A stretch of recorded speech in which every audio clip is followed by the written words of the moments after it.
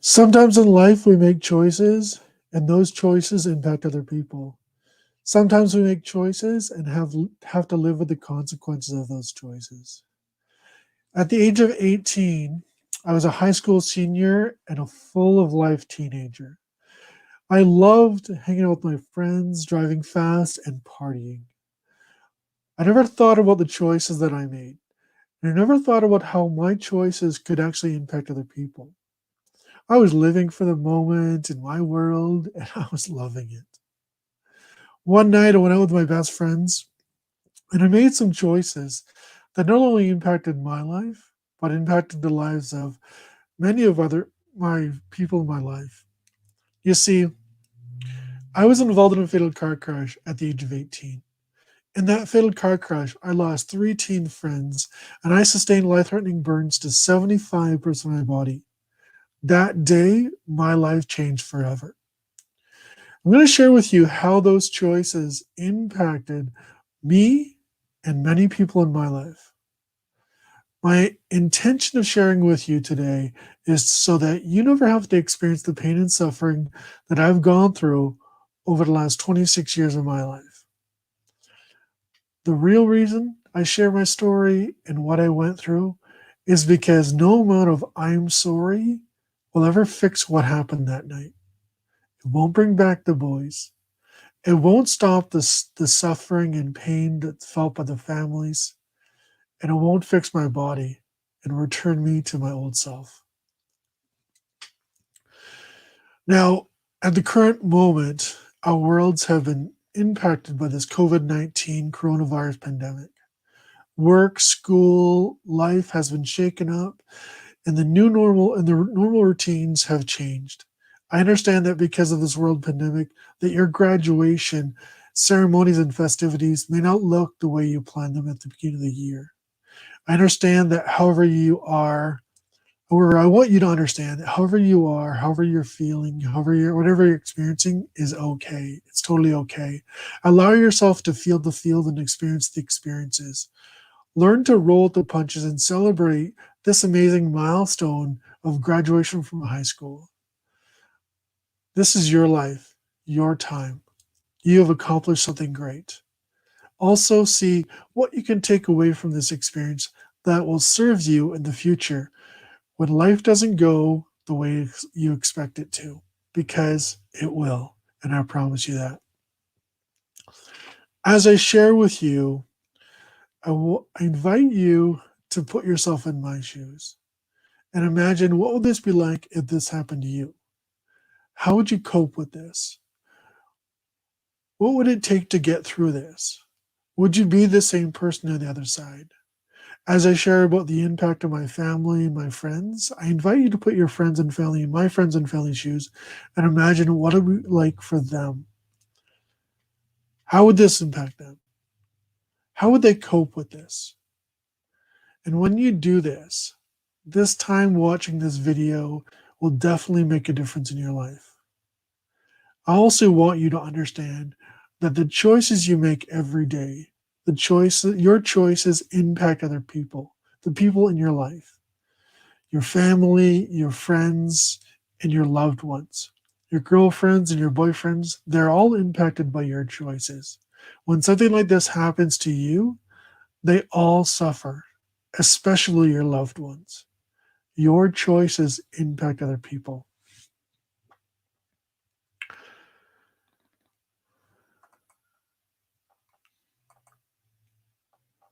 You see, at the age of 18, I was a typical teenage high school kid. And I want to share with you about the type of guy I was. I want to share with you about the type of guys my friends were. And I'm going to share with you about my life since that car crash. And at the end, I'll talk about some choices. So I grew up in a small town in New Brunswick, a little tiny town called St. Stephen. And I was a typical teenage kid doing things like going to summer camp. I loved summer camp. We had a great time there. We had a blast. I loved all the games we did. We had a lot of great friends that I still are friends with today. In high school, I was also on the high school wrestling team. I actually lifted weights growing up in school, developed my body a bit, and wrestling was a natural fit for me. So I love being part of that team, had lots of friends in the team, and still have those friends today. In high school, I also had a part time job. I worked in a salmon hatchery, which gave me some money in my pocket, which I loved, and it also gave me a great work ethic. And I share this with you because I want you to look and see the parables, the comparables that, what I went through and maybe the things that you're going through. In high school, I was also that teenage guy that loved to have fun. At an early age, I noticed that my older brothers and friends were partying and drinking, some were doing drugs, and I wanted to fit in. I wanted to fit in with my older brothers and older friends because I thought they were cool. And I started experimenting with alcohol at an early age. And it was, having a beer here and there, kind of stealing a drink once in a while. And it got to the point when in high school, grade 12, I was partying all the time. I was drinking almost every weekend, and I didn't think that it could actually impact my life. I really wasn't thinking about it. I just loved the experience that I got when I drank. I loved having fun. I loved doing whatever I was doing, hanging out with my friends. I was also that teenager that loved to drive fast. I love speeding. I love driving fast. No matter where whenever I drove fast. And I didn't have my own vehicle, but whenever I got our family car or I drove for a friend, I would drive fast as I could. Never thinking about the consequences, never thinking about how it could impact my life, never thinking about what could happen. It's the same with alcohol. I never thought about the consequences. I never thought about how partying and drinking could actually impact my life. That was until April 29th, 1994. It was a typical Friday night in my hometown. Me and my friends, Jimmy, Jason, and Aaron, decided to meet up at the local pool hall in our hometown. Now, I want to talk about these boys for a second because these are my boys. I I'll blow it up a little bit here so you can see them. As you can see, I'm coming to you from my home because of this pandemic that we're in. I can't be with you in person, which I loved. I love being in person with you, but I can't be there with you in person because of all the restrictions that's going on. So that's why I'm coming to you from my house. So that's why you kind of see this the way it is. But let's go back to these boys for a second. These are my boys. I call them my boys. Some will call it my crew. Some will call it my posse. Um, Maybe you have your own crew, your group of guys you hang out with, maybe the group of girls you hang out with, maybe your posse, your squad, whatever you want to call it. Now, one thing that I want to share about these boys is we were all good guys. I say good guys. We were all really nice guys. We were into sports, into lots of activities, never really in trouble with the law. Jimmy was he was a friend that we grew up with. He was in the same grade as us. Because we lived in a small town, we went through the grades with these boys. So we knew Jimmy from an early age. Jimmy was also the guy that had the 1980 Chevy Impala. It was a huge car. It was a big boat, big, fast car. We loved it because it was fast and had a loud stereo and it looked nice and sharp. It was the perfect vehicle for cruising in. Aaron was another friend of ours. We went through school with. He was a year ahead of us. So we've seen him in school. We hung out with him. And most likely you have friends that are in other grades with you or that have graduated the year before, or, ahead of you that you have become friends with. So Aaron was another good friend of ours that we had partied with as well. We hung out with. Jason. Jason was my best friend, and I grew up with Jason. We lived a couple houses apart, and we were the best of friends. I consider Jason like family because he kind of was. We were always together. We always hung out together, and a lot of times I would stay at his house or he would stay at my house. Our parents knew where we were, like or who we were with, and we were always hanging out together. And he was one of those guys that you could trust, you could rely on, and one of those guys where you thought he was always going to be there, usually because he was. So on this particular Friday night, we all met up at the local pool hall in our hometown. Now the pool halls were the place to be because there's usually loud music there. There was the game of pool, and there was always girls to flirt with. And so we loved these places. We loved it. We were Pool hall was our hangout. And so on this Friday night, Jason, Aaron, Jimmy, and I, we were hanging out at the pool hall, trying to figure out what to do. We hadn't heard of any parties yet. So we decided, let's go to this pool hall in a town about 45 minutes away, a town called Macadam. We'd never been to this pool hall before. So we're like, hey, let's go check this place out. Usually because there was music there, pool, and girls we probably don't even know. So we're like, hey, let's go check this place out. It's gonna be lots of fun. Now, the first thing we had to do, no matter what we did in school, we were always taught to always have a sober driver, a designated driver. And we did this night. It was Jimmy. He was our DD. He had the 1980 Chevy Impala, a big car. He's like, guys, I got to work tomorrow. I'll stay sober. I'll drive. It'll be great. So we're like, this is awesome. This is perfect. So the next thing was we had to find some alcohol. Now we weren't old enough to buy alcohol, but was that really a problem? Do you think that was a problem? Small town, four teenage guys. We usually found ways to get what we wanted. Much like you, is it hard for you to find alcohol or drugs? So we actually found someone older to buy it for us. So with alcohol in hand and a sober driver, we set off on a road trip. Once we got on the highway, we all cracked our beer, we cranked the tunes, and we're carrying on, we're goofing off, we're drinking, except for the driver, Jimmy, who's driving. He stayed sober, no drugs or alcohol in his system whatsoever. So we get to the pool hall, we're playing pool, we're inside, we're flirting with the girls, we're dancing around.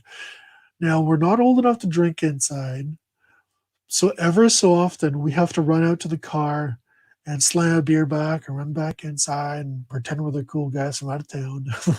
We were from out of town. And we're doing this for a while. We're having a great time. We're carrying on with the girls inside. We're flirting around. We're playing pool. We're listening to music. We run out for a beer. We're just having a blast until Jimmy, who was our DD, he put the brakes on. He's like, guys, I'm leaving. And if you're leaving with me, you're leaving now. Otherwise, you're finding your own way home. Now, we had a choice. Reluctantly, we had a choice. We could have stuck around and played some pool some more, for the girls some more, had some more fun, and tried to figure out home later on. Or we could get a ride with Jimmy. We chose to get a ride with Jimmy because he was our DD. He was the guy that was supposed to get us home safe. So reluctantly, we chose to get a ride with Jimmy. So we stagger into the car, we grab another beer, we cheers each other, we crank the stereo, and we peel out of the parking lot. And we're flying down the highway, just flying. Tunes are cranked, we're carrying on, we're goofing off. I don't even recall what we're listening to on the radio, on the stereo, but you gotta think it was something cool. Because we always listen to cool music. Now, how many times had we been in this exact same situation before and nothing ever happened? We were those teenage guys that loved to party and drink, and we loved to drive fast. We never drank and drove, but we loved to drive fast no matter where we're going. How many times were we in this exact same situation and nothing ever happened? How many times Have you been in this exact situation and to date, nothing's happened? About halfway back, because we were drinking way too much beer, we're carrying on, we're goofing off. We got Jimmy to pull over because he got to take a leak. So he pulls over in this parking lot about halfway back, big abandoned parking lot. And we all run into the bushes, relieve ourselves, unzip, relieve ourselves, so we zip back up, run back to the car, and we're carrying on, we're goofing off. We grab another beer, we cheers each other, we jump back in the car, and we peel out of that parking lot, and we're just flying down the highway, never thinking about what could happen, never thinking about our choices, never thinking about how our choices could impact not only us, but other people. We were living for the moment, just enjoying ourselves. We had a sober driver, so we thought we were totally safe. Sure, we were drinking, but we had a DD, we had a sober driver. Plus, it was Jimmy's car. He knew his car's limits. Plus, we thought he was a great driver. Now, where we're at in life is we're about a month and a half before high school graduation. So our whole lives are ahead of us. And it's probably where you is most and it's exactly probably where you guys are in life. You're about to graduate, you've got celebrations coming up and ceremonies. We had the graduation celebration and ceremonies, the grad parties we were thinking about prom and all those fun things and the parties afterwards and the events. We're thinking about summertime road trips and parties. We're thinking about college, university, or work next year. Our whole lives were ahead of us, never thinking about what could happen up ahead. Our whole our whole lives were ahead of us.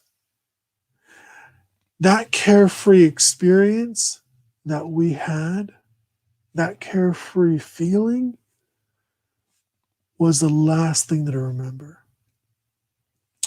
The next moment, I recall opening my eyes and I look up at a ceiling I don't recognize. And I look around the room and I see that I'm in a hospital room. I have no idea why I'm there. I had all kinds of questions like, what's going on? What's wrong? Where am I at? Why am I here? Where are my friends at? I recall someone telling me not to try to talk, that everything was going to be okay. But here's the thing, everything wasn't going to be okay. In that moment, my carefree teenage life, that fun loving, partying, sports playing life, that no longer existed. And the moment that I woke up from that coma, my whole world had changed. I began living a nightmare that no person, let alone a teenager, should ever have to deal with. I was 6'2", 240-pound heavyweight wrestler. I grew up bullied a lot, teased, made fun of. I was a tough kid. But what I would deal with from this car crash, and it would break me. It would break my spirit. I would deal with stuff that I was unequipped to deal with. When I looked down at my body, I was completely wrapped in bandages. I had a ventilator on my face breathing for me. I was connected to a multitude of life-saving devices. I looked over here, there was a machine over here, beep, beep, beep. And I look over here, there's a machine over here.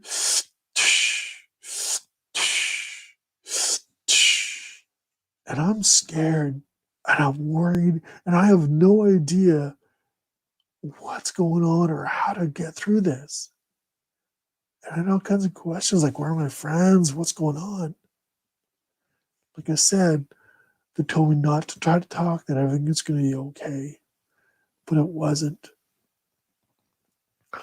What I'm about to share with you about the car crash is what I've discovered through having different conversations with different people: the police, the paramedics, the firefighters, witnesses, and bystanders.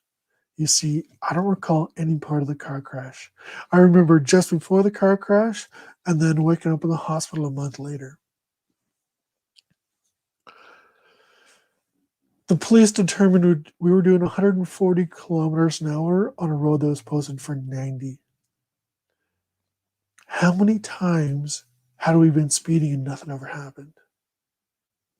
How many times had we been in the exact same situation and nothing ever happened?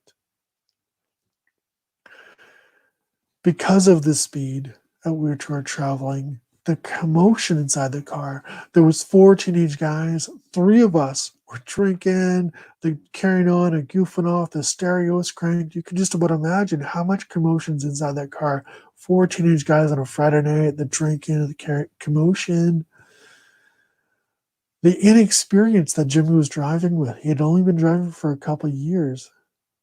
The road up ahead was sharper than he thought, and Jimmy lost control of the car, skidded out of control, and as it hit the ditch, it started rolling end for end. And as our car was rolling end for end, Jimmy, our driver, a guy who is my size, he was ejected with such force when he hit the pavement, he was killed instantly. His teenage life, just like yours, was over in an instant.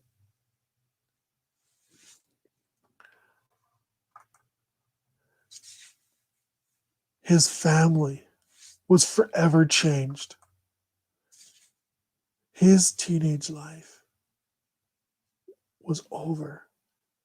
His family, man, they suffer immensely because of the choices we made that night. In that moment, a void was created that has never been filled. You see, when something happens to you or your friends, your family suffers. That car continued rolling over and over again, and it slid into a telephone pole where it burst into flames. Myself, I was lucky. I was lucky because I managed to get out. My best friend Jason and Aaron, they weren't so lucky. They were trapped in the back seat, unable to escape. That car had exploded into this massive ball of fire. The smoke, the flames, the heat were too much for any witness or bystander. Um, it was too much for any of these guys to pull them out of that burning wreck. Jason and Aaron trapped in that car, screaming for someone to help them. Their lives were over as they burned to death. They screamed for someone to save them, someone to pull them out of that burning wreck. How scary do you think that would be? How scary would it be to be in that situation? Myself, I was lucky. I was lucky. I sustained burns to 75% of my body. I was standing beside that car and I'm on fire and I'm screaming for someone to help me. I had a broken arm and a witness, David Robinson, he ran over and he took his jacket off and he threw his jacket over me to try and smother the flames out. But it didn't work. So he yelled at me to get down on the ground. And when I did, he had covered me some sawdust and he smothered the flames out. When he had the flames smothered out, he then helped me up on the side of the road. Lucky for me, there was a nurse there. Her name was Annie. She grabbed me and she laid me on the road in front of one of the parked cars. And she tried to get me off my clothes with a pocket knife. She tried. Unsuccessful, she called out for a pair of scissors. She recalled someone handing her some scissors, and she started cutting off my pants. When she got my pants cut off, she said I started to relax a little bit. And then she got my shirt cut off, and she said I started to relax a little more. Well, as much as you can relax when your skin is on fire. By about this time, the paramedics had arrived, and she handed me over to the paramedics, who took me to the local hospital. Now, what I want you guys to understand and girls to understand is that every person that witnessed that car crash and the aftermath the paramedics, the firefighters, the police, the witnesses, the bystanders. Man, everybody was impacted. They witnessed the carnage from that crash. A lot of them, and they suffered from nightmares from that. I want you to understand that your choices, my choices, impacted other people. They impact other people. When the paramedics arrived, they took me to local hospital in St. Stephen, where they weren't actually able to treat me. They actually had to transport me to a burn unit about an hour away. And when I got to the local burn unit, when I got to the local hospital, that's when my parents were called. My parents were home asleep. It's about 1 or so in the morning. And my father answers the phone. Police officer introduced himself and explained to my parents that I was involved in a major car crash and wouldn't say much about the crash. They just said, get dressed and go to the hospital. What do you think my family was thinking? What do you think my parents were thinking? They had no idea how bad the crash was. They got dressed and went to the hospital. They were not prepared for the nightmare that they're about to walk into. If this was you and your parents got this phone call tonight, how would this impact them? What would they think? Would they be prepared to walk into a situation like this? When my parents got to the hospital, a police officer that my father knew, he stopped my parents at the door. He said, before you guys go in to see John, I have to let you know that John was involved in a major car crash. He was badly burnt. He was with 3 of his friends, and he's the only survivor. My parents are just distraught by this news. They're just in shock and horror. First thing my parents asked, though, was I with Jason? Jason was like my best friend. He was my best friend. And he was like a son to my parents.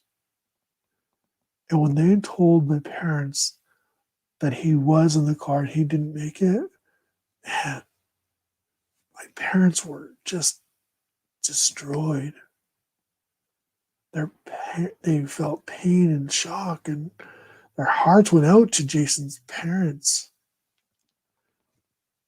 as well as the other boys in the car. The police officer looked at my mom and he said, before going to see John, I have to let you know. He was involved in this car crash where he was burnt. He sustained burns to a large percent of his body and he was horribly disfigured. I don't know if you can handle seeing John at this moment. So my father bravely went into my room.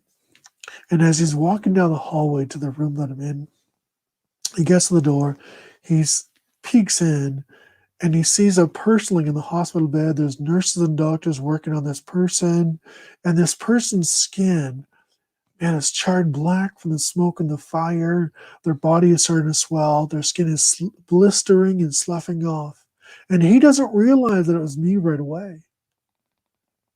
And then it hits him that it's me, his son, who he didn't even recognize.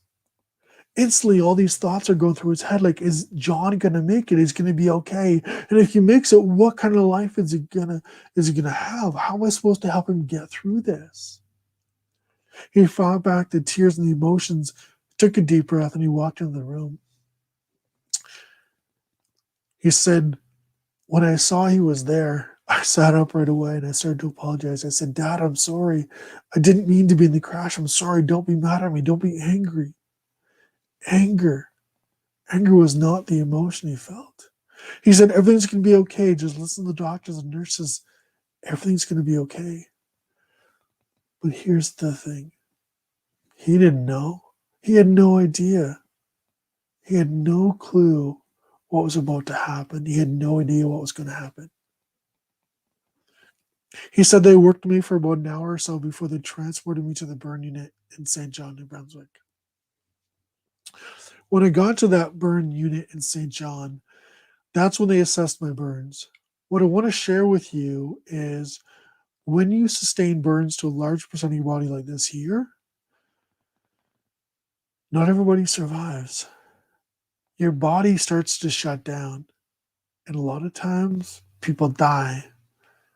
So what they do is they give your survival rating. They say based on what we know about the body and how it responds to burn trauma, and then how what your situation is, this is your likelihood that you're going to survive. So they look at how much of your body is burnt. They call that the total surface body area. They look at the degree of burn, so how deep the burns are. There's first to fourth degree being the most severe. They look at, do you drink, do you smoke, how's your general health, how old you are, a few other factors. And they say, based on this information, this is your likelihood that you're going to survive or not. So here my parents, they arrive at the burn unit thinking that I just survived this horrific car crash and that I'm going to be okay. Well, not that I'm going to be okay. They had no idea, but they were here. They think that, I just survived.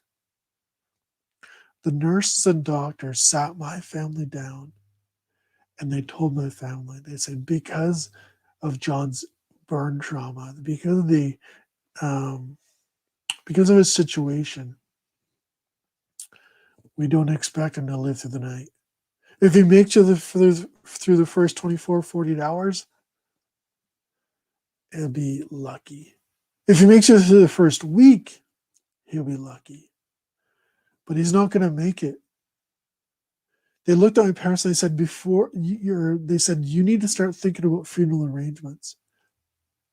You need to start calling friends and family in because he is not going to survive and he's going to die.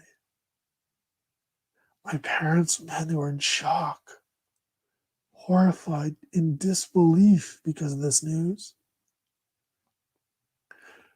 What would it be like if this was you and your parents got that news?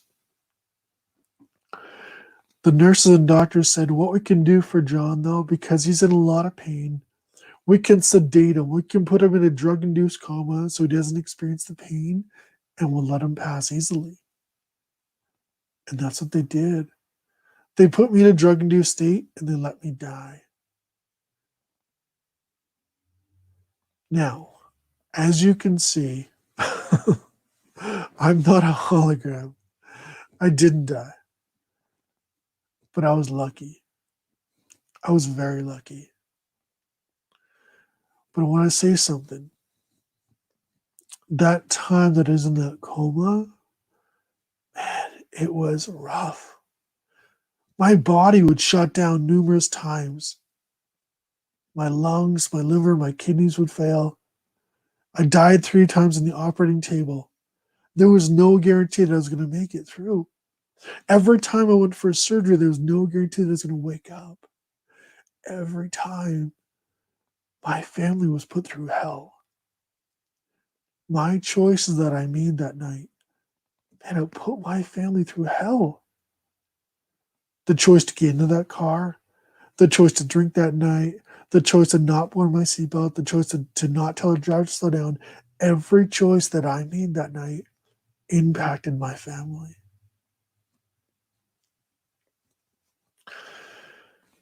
You see, I was in the coma for about a month.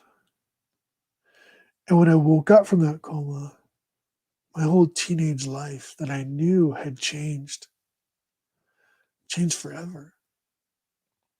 I would deal with stuff that no person should ever have to deal with. I noticed that when I woke up from this coma, that I was covered in bandage, and when they would change these bandages, I could see the raw areas, my skin, my where they were putting the skin grafts. I could see the raw areas, the blood, where the fingers were missing, and I couldn't see my face right away. And I was heavily medicated, so I wasn't in a lot of pain. But I worried about my face. I said, how bad is my face? Because they wouldn't show me right away. They wanted me to focus on healing. I thought if I saw my face too early, I would get angry and want to give up. And rightly so. And then one day, they said, you can see your face. There was a little multi-purpose table in my room, and they wheeled the table over my bed. And they said, when you want to see your face, you can. All you have to do is lift the tabletop up and see yourself in the mirror. And they prop me up, and I'm looking, I'm waiting, and I'm scared because I have no idea what I look like, and I don't want to. I remember being teased and bullied as a kid, and I don't want to be ugly. And all these thoughts are going through my head, and I'm worried. And I take a deep breath, and I lift the lid, and I see myself for the first time. And I see a bandage on my head. I see bandages on my face. I'm seeing scarring on my face, and I'm scared. But I'm that teenager as well that I'm telling everybody around me that I'm going to be okay. I have no idea how to get through this, but I don't want people to worry about me. And maybe this resonates with you. So here I am, half dead. I'm looking horrible, but I'm telling people not to worry about me. But inside, I'm dying because I have no idea how I'm going to get through this. I don't know how people are going to treat me. They're going to bully me. They're going to tease me. Am I going to lose friends? Are they going to treat me as an outcast? Will I ever date again? Will I ever marry? How am I going to get through life like this? I was lucky. My friends and family were there, and they helped me through this. They showed me that even though I looked different, I was still the same John. And that's what I needed. I needed that support and encouragement to get through this. But what if you woke up like this? How would you cope with this? Would you be able to get through this? Would you have the support that I had to get through this change? Seeing myself in the mirror for the first time was hard. What was harder than that, though, was finding out my friends were killed. Now, my best friend in life was Jason.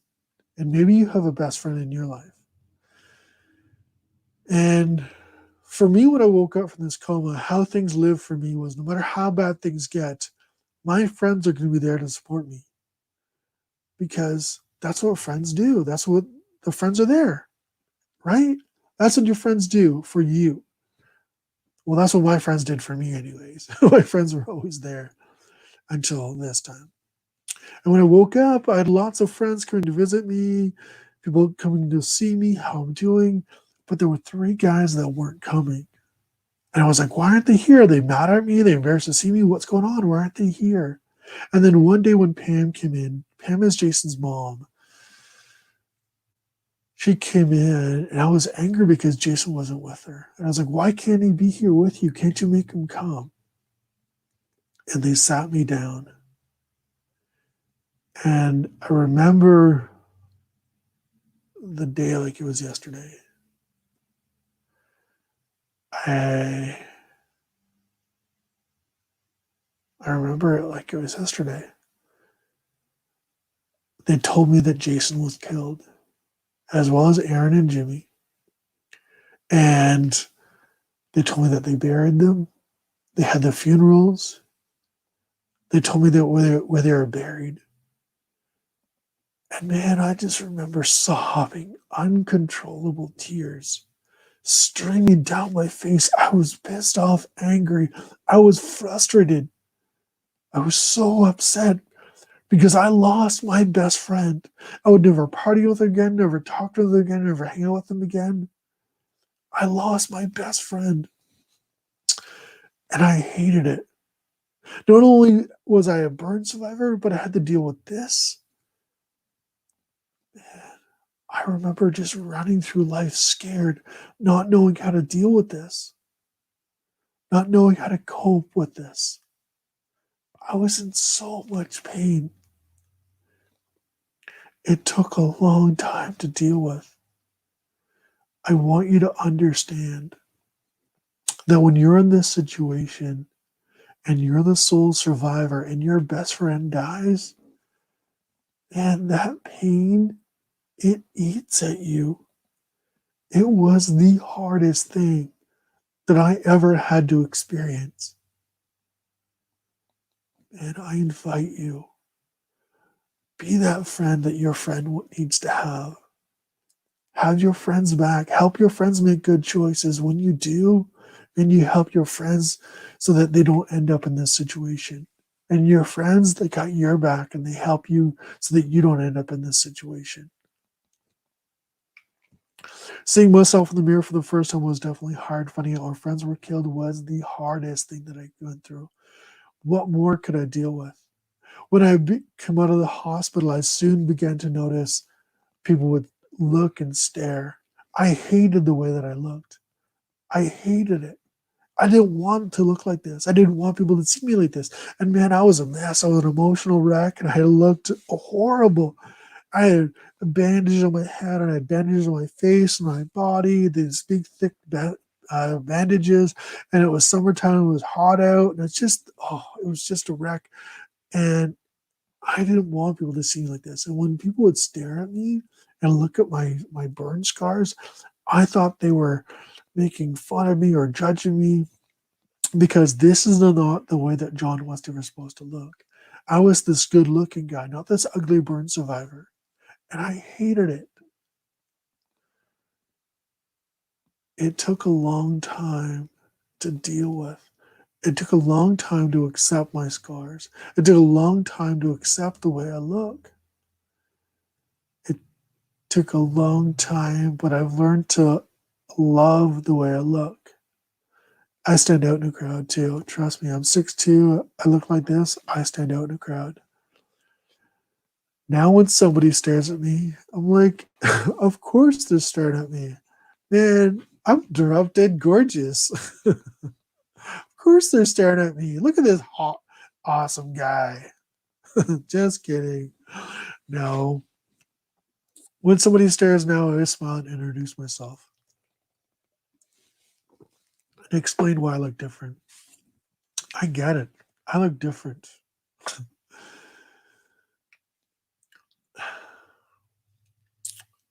The external pain, the physical pain, was the most excruciating thing that I've ever experienced. And man, when they would do the bandage changes, that was the most pain I've ever experienced. And it felt like they were skinning me alive. It was so much pain. And they would give you medication so it would help numb the pain, but it never took away the pain, all the pain. That pain was nothing compared to the emotional pain, the pain of, being the survivor, the guilt, the blame, the shame. Like I felt guilty that I survived. I blamed myself for surviving. I had shame that I survived. I hated that I survived. And I thought people would blame me for the crash because I survived. My mind was playing tricks on me. Obviously, I must have done something because I survived. I was playing in the background of my head all these thoughts. I want you to understand that when you experience this, when you go through something like this here, when you're in this situation, and the emotional pain is the toughest thing that you go through. Now, I want to talk to you about choices that we all make. We make choices every day. Things like what to have for breakfast, what school to apply to, even something seemingly trivial as whether or not we can make the yellow light before it turns red. Now, a lot of the choices we make in life, they don't have a life-altering result. I mean, if you have a donut instead of eggs and toast for breakfast, sure, you might end up hungry long before lunch, but it's probably not going to destroy your life. If you take chemistry instead of visual arts, sure, that can have a long-term and important implication the rest of your life. But that's not what I'm talking about. I'm talking about those instant snap judgment decisions, the ones that are made in a heartbeat, the ones that seem like instinct, then like choices. But make no mistake, they are choices. And I hope that going through a day like this and seeing a video like this here and a story like this helps you make the right choice when it comes to crunch time. When your life or the life of somebody else could be in line, and let's face it, that's pretty much every time you get a new vehicle. You've probably heard before that we don't like to use the word accident to apply to a lot of these car crashes.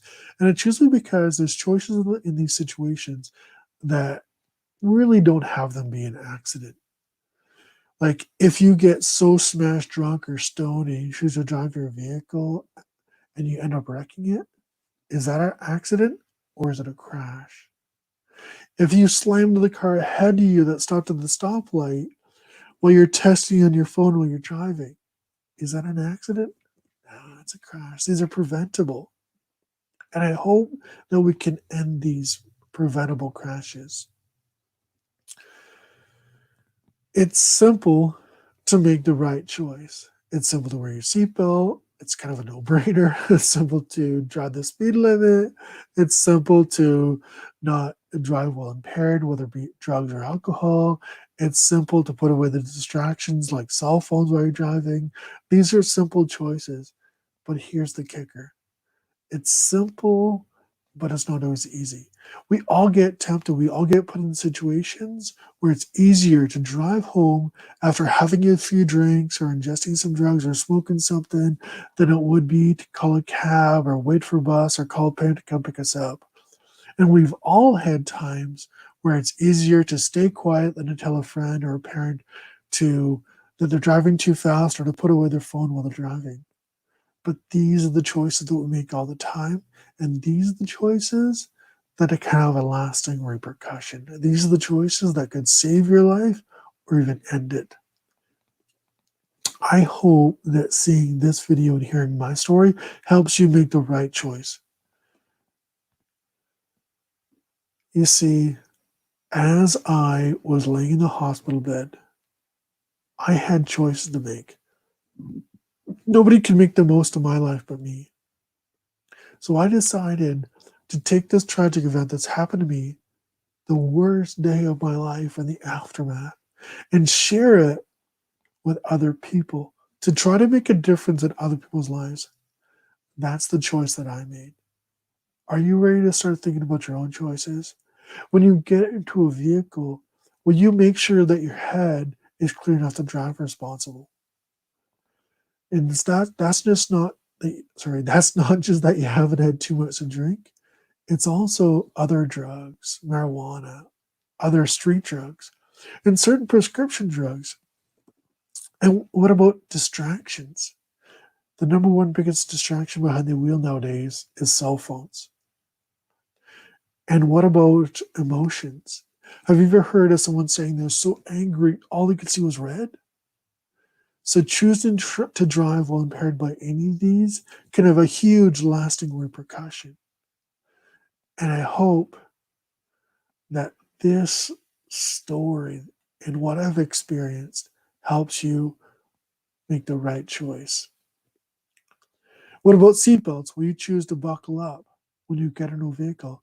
And what if you get in the vehicle, you buckle up, but your friend or family member doesn't buckle up? Will you choose to speak up and say something about them not buckling up? And what about speeding?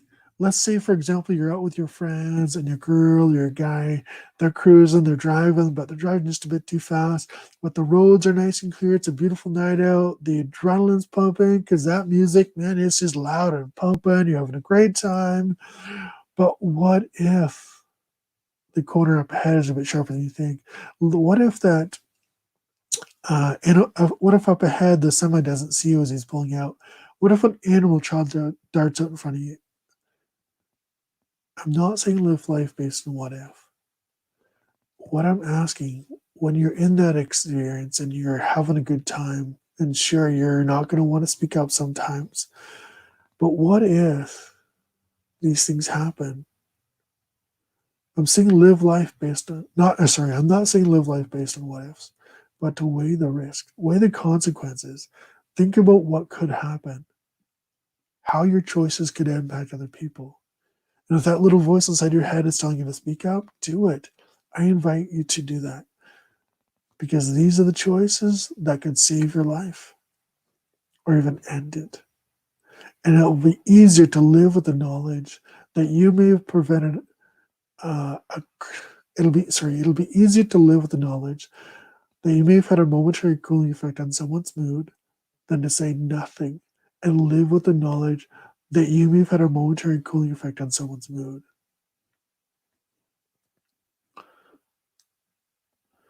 This is the article that ran in the paper Monday morning after my crash. I invite you to put your picture where my picture is and put your friends where mine are. What would this be like if this happened in your school? How would you get through this? Would you cope with it the same way? I wasn't there Monday morning after the crash, but I'll tell you what I've heard from other people, it was chaos. People couldn't focus on schools.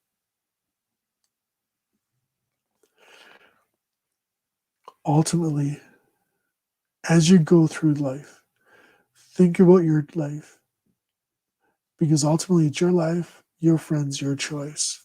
Are you willing to pay that cost? I do this, I share with you this story because I never want you to have to experience this. The heartache and the pain that I've gone through, the suffering, the emotional baggage that this carries with you. I hope that you think about your choice when you get an old vehicle and when your friends are out there. Thank you. Be safe and have a safe graduation and have a great life.